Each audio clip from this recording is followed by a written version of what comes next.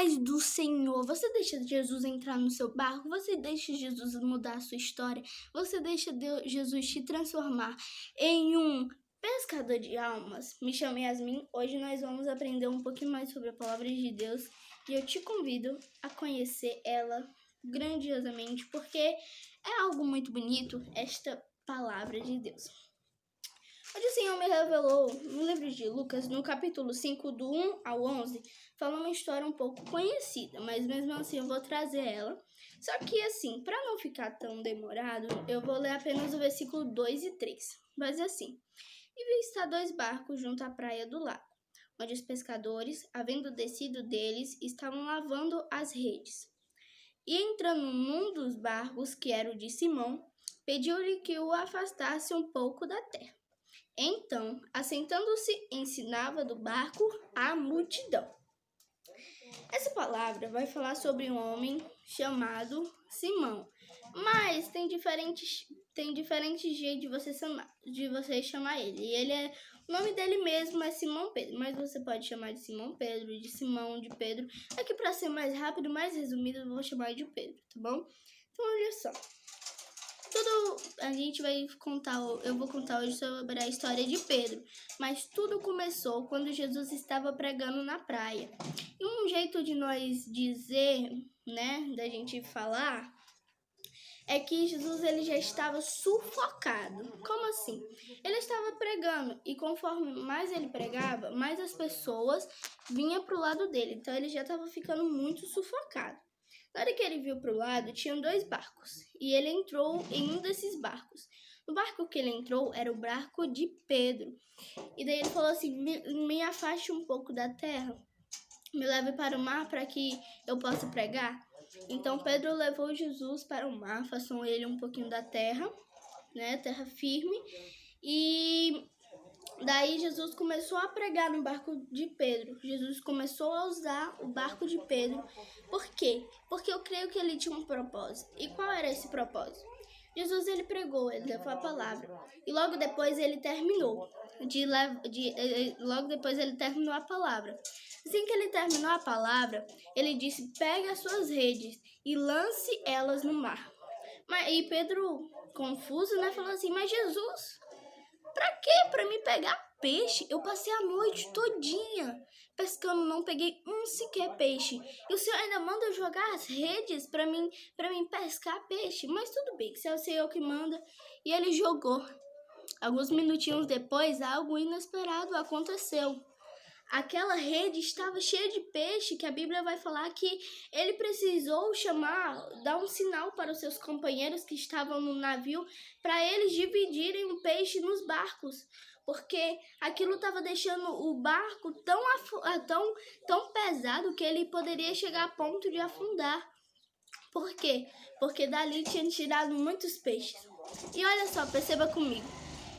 Eu creio que não fala, mas logicamente quando Pedro viu aquela quantidade de barcos, ele ter passado uma noite sem pegar nenhum peixe, e eu tenho certeza que quando ele viu aquela quantidade de peixe, o coração dele mudou, a vida dele mudou, ele ficou muito feliz.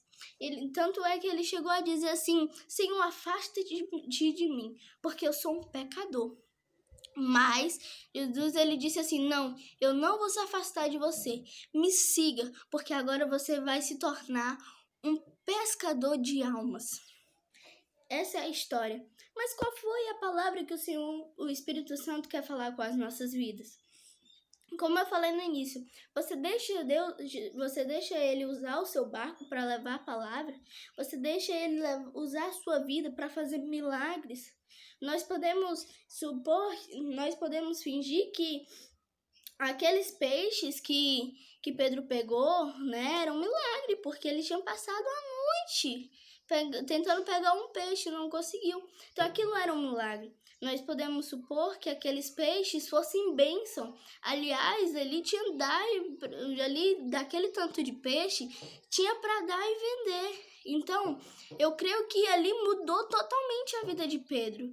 Ele ficou: meu Deus, como o Senhor é santo. E ele começou a seguir. Por mais que ele achasse que ele era um pecador, Jesus tornou ele um pescador de almas.